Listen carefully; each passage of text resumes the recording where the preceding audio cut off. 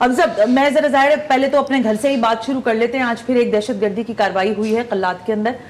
اس کو تھوڑا سا احاطہ کرتے ہوئے پھر مجھے یہ بتائیے یہ جو پاکستان میں آنیاں جانیاں شروع ہوئی ہیں اور امداد بھی رک گئی ہے امریکہ کی جانب سے, کیسے دیکھ رہے ہیں؟ سب سے پہلے تو تعزیت افواج پاکستان کے شہداء سے, ان کے خاندانوں سے اور زخمیوں کے لیے دعا صحتیابی کی. یہ تو چلتا رہے گا. سب سے پہلے تو ہم آ جاتے ہیں غزہ کے اوپر. غزہ پہ ہم ڈیٹیل سے ڈسکس کریں گے. ہم نے خود روک رکھا ہے یہ ٹاپک کیونکہ وہاں ایکسچینج آف پریزنرز چل رہا ہے. جی بالکل, یہ مین ہماری وجہ تھی کہ یہ 8,000 9,000 مائیں بہنیں جو 15 سال سے وہاں قید تھیں, ان کی رہائی کا عمل چل رہا ہے. تو اس میں کوئی تعطل نہ آئے یا کوئی غلط بات آگے نہ جائے, اس وجہ سے اس وقت تک رکیں گے. اس کے بعد غزہ کو تفصیل سے ڈسکس کریں گے. یہ طے ہے کہ یا وہ رہیں گے یا ہم, اس کے علاوہ کوئی دوسرا راستہ نہیں. رہی بات امداد بند کرنے کی, تو میں آپ کو بتاؤں, شکریہ مسٹر پریزیڈنٹ, آپ کا بہت شکریہ. آپ نے یہ ہماری ایڈ کو بند کیا. در حقیقت یہی بند کرنا تو پاکستان کو قدموں پہ کھڑا کرے گا. ہماری تو خواہش ہے جو باقی آپ بھیک یا امداد دے رہے ہیں وہ بھی بند کر دیں, کیونکہ آپ کے این جی اوز کھاتی تھیں. لفافہ خور صحافی چند جو ہیں وہ اس میں مزے لیتے تھے, چند بیوروکریٹ مزے لیتے تھے. عوام تک تو نہ یہ کبھی آئی نہ آئے گی. تو یہ نام کی جو امداد تھی, مہربانی بند کیا. اگر آپ یہ جہاں جہاں آپ نے امداد بند کی, ہم نے دیکھا کہ تاریخ انسانی میں وہ تمام ملکوں نے ترقی کی, تو ہم اس کو پاکستان کی ترقی میں پہلا قدم سمجھتے ہیں. اچھا بالکل ہم جائیں گے. جی آپ نے کہا کہ جو بزنس مین آ رہے ہیں اس کی وجہ میں آپ کو آج بتاتا ہوں ایک ڈیٹیل ریسرچ کے ساتھ. ہم اس پہ 2021 22 23 اور 24 میں یہ پروگرام کر چکے ہیں. نیشنل ایسٹ آف پاکستان جی ہمارا ریسرچ کا تیسری ریسرچ جو 2013 میں شروع ہوئی اور 16 میں ہم نے اس کے فٹ پرنٹ بنائے. چل تو ابھی تک رہی ہے. بہرحال بسم اللہ الرحمن الرحیم. سورہ نبا آیت نمبر 7 کا یہ واقع نہیں کہ ہم نے زمین کو فرش بنایا اور پہاڑوں کو میخوں کی طرح اس میں گاڑ دیا. اب اس کے ابن کثیر کے اندر تو فرماتا اللہ تعالیٰ نے پہاڑوں کو صرف میخوں کے طور پہ نہیں بنایا, بلکہ اس میں بے شمار فوائد رکھے. پہاڑوں پہ بڑی برف جمتی ہے جو اللہ کی طرف سے پانی کو ذخیرہ کرنے کا بہت بڑا ذریعہ ہے. پہاڑوں میں چشمے جاری ہوتے ہیں جو صاف پانی کا وسیلہ ہے. تقریباً تمام دریاؤں کا آغاز پہاڑوں سے ہوتا ہے. پہاڑوں میں سونے کے ذخائر, بے شمار قیمتی پتھر معدنیات پائی جاتی ہیں جو زمین کی پیداوار سے ہزاروں گنا زیادہ قیمتی ہیں. نہج البلاغہ میں جب ہم آئے, کیونکہ نہج البلاغہ ہی سے منسلک کی ساری ریسرچ چلے گی, تو مولا علی فرماتے ہیں زمین کو آسمان سے الگ کیا گیا جو کہ ساتھ تھے, تو یہاں صرف پانی تھا. یعنی چاروں حصے آپ کہتی نا 3 حصے زمین پانی اور 1 حصہ خشکی. مولا علی فرماتے ہیں تمام پانی تھا, نہ زمین تھی نہ پہاڑ تھے, ابھی تھے ہی نہیں کچھ, صرف پانی تھا. تو یہ ایک, اور پھر مولا علی فرماتے اور اللہ نے زمین کا فرش بچھایا. وہ کیسے بچھایا؟ ایک حصے کو آسمان میں محلق کر دیا. پانی جو ہے بادلوں کی صورت میں پوری دنیا میں محیط ہے. یعنی کہ اگر آپ ایک حد نگاہ سے دیکھیں تو 200 میٹر پہ مبنی جو بادل ہے جو 400 میٹر چوڑا ہوتا ہے, اس کا اوسطاً ویٹ جو کیلکولیٹ کیا گیا ہے وہ 1 ملین میٹرک ٹن ہے. تو اب پوری دنیا میں کتنا پانی ہے, اگر وہ برس جائے تو زمین ختم. تو اللہ نے وہ اوپر اٹھایا اور زمین سامنے آ گئی. اب اس کے اندر پہاڑوں کو میخوں کی طرح گاڑا. میخ کہتے ہیں جب آپ گاڑتے ہیں, تو اس کا مطلب اس وقت پہاڑ نہیں تھے. پہاڑ خلا کے اندر جب وہ تھیوری آپ بیان کریں اللہ تعالیٰ کی طرف سے جو ہے کہ جب کائنات تشکیل دی تو بہت سارے سیارے آپس میں ٹکرا گئے, جن کے ٹکڑے متواتر زمین پہ برسائے گئے, اور یہی پہاڑ تھے. 2 قسم کے پہاڑ ہوتے ہیں, مڈی ماؤنٹین یعنی کہ زمین کے ارتعاش سے مٹی کے بنی ہوئی ٹیلے اور چیٹے. اچھا اس کے اندر نہ پانی ہوتا ہے نہ ہی اس کے اندر معدنیات ہوتی ہے, کیونکہ حضرت آدم علیہ السلام کو کھنکھناتی مٹی سے بنایا اور پانی سے بنایا. اگر اس میں اس وقت معدنیات کے کوئی ذرے ہوتے تو انسانی جسم میں وہ میٹل ڈیٹیکٹ کرتا, لیکن ہم خالص مٹی اور پانی کے بنے ہوئے ہیں. تو جب یہ ٹیلے برسائے, یہ یہاں پہ آئے اور وہ پہاڑوں کی میخوں کی طرح گڑ گئے, یہ وہ تھے جو ارضیاتی تبدیلی کے سبب ٹیلے بنے مٹی کے. دوسرا ہے جی راکی ماؤنٹین.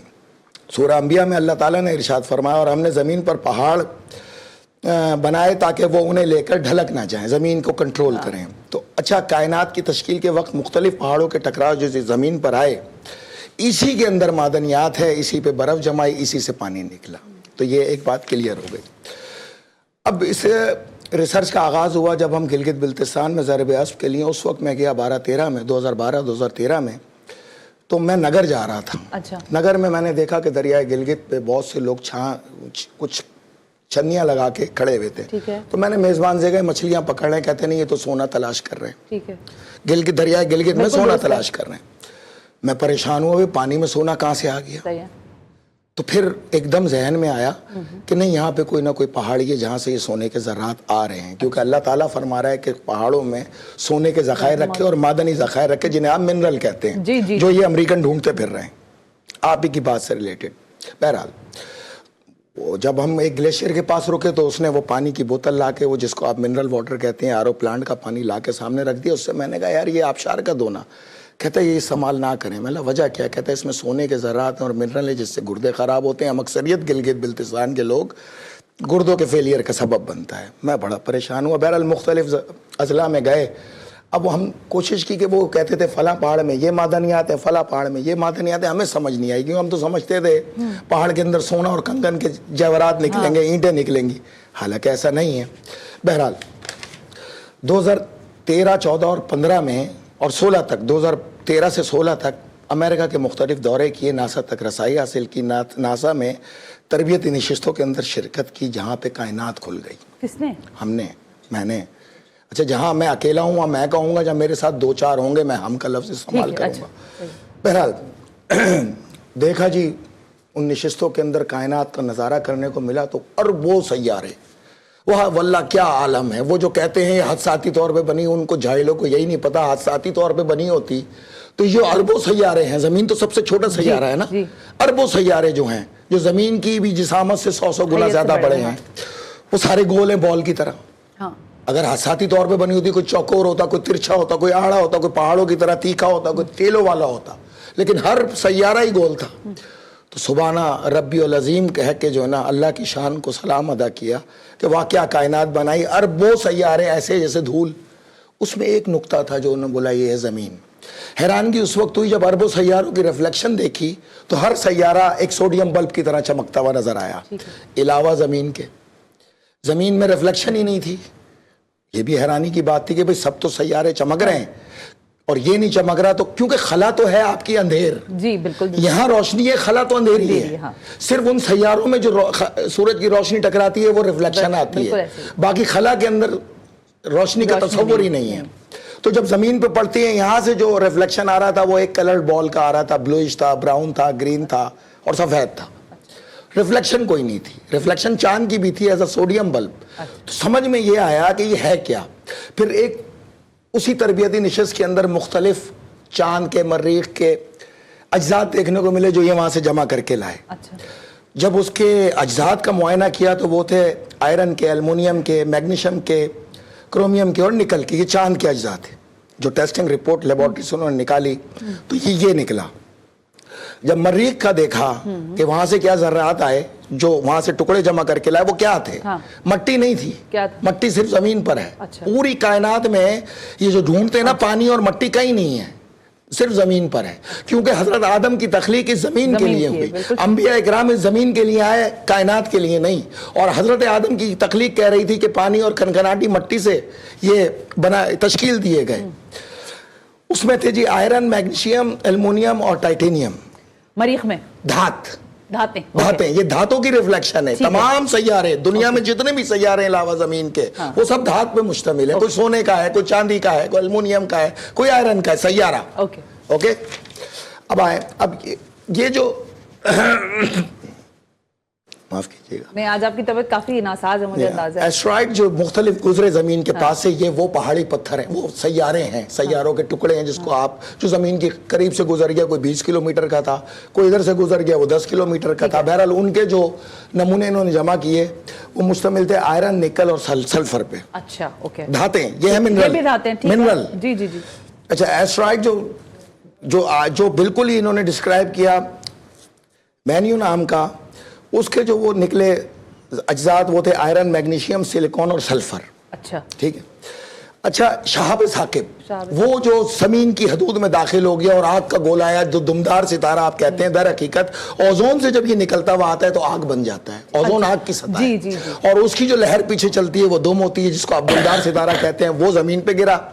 उसके जब अज्जात का मुआयना किया नासा में और उसकी रिपोर्टें देखी, वो था जी आयरन, निकल, एलॉय, स्टील, प्लेटिनियम और गोल्ड का। अच्छा, यानी गोल्ड भी जमीन पे नहीं, जमीन में तो कोई मादनियात थी ही नहीं, ये सब सैयारे थे, सैयारों से आए हुई चीज थी। बहरहाल ये सारी चीजें देखने के बाद वापस आए, इत्तफाकन गिलगित बिल्तिस्तान दोबारा जाना हुआ, वहां पे एक इलेक्शन कैंपेन के लिए, इलेक्शन थे वहां पे, तो जगह जगह हम जिलों में जाते रहे, मुख्तलिफ जिलों में गए, गिलगित में, बल्तिस्तान में, ठीक है, और इस चीज को मद्देनजर रखते हुए उनसे कहा कि हमें मिनरल्स की पहाड़ियों पर ले चलो। अच्छा, अब ये मिनरल की पहाड़ियां जो थी, जो वहां पे हमारी टीमें काम कर रही थी, अंदर चूंकि रास्ते नहीं है, 6-6 दिन खच्चर और गधों के ऊपर हमारी टीमें अंदर गई।